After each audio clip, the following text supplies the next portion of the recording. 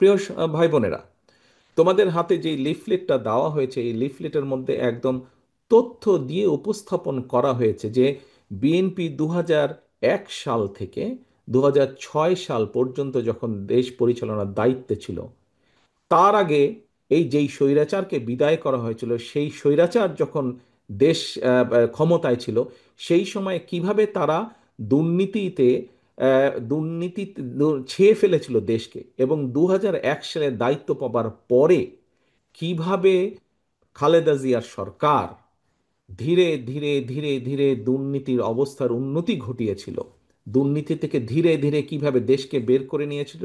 একটি আন্তর্জাতিক সংস্থার সংস্থার যে অ্যানালাইসিস, সেই অ্যানালাইসিস একদম পুরা সুন্দরভাবে তোমাদের সামনে তুলে ধরা হয়েছে সেই লিফলেটটার মধ্যে। কাজেই আমরা দৃঢ়ভাবে, অত্যন্ত আত্মবিশ্বাসের সঙ্গে বলতে পারি, এই বাংলাদেশে যদি দুর্নীতির লাগাম টেনে ধরতে পারে, তাহলে একমাত্র বাংলাদেশ জাতীয়তাবাদী দলই পক্ষেই সেটা সম্ভব। সেইটি করা সম্ভব একমাত্র কারণ আমরা অতীতে করেছি। আমরা ইনশাল্লাহ ভবিষ্যতে দেশের মানুষ দিলে ভবিষ্যতে ইনশাল্লাহ আমরা সেই কাজটি করিয়ে দেখাতে পারবো।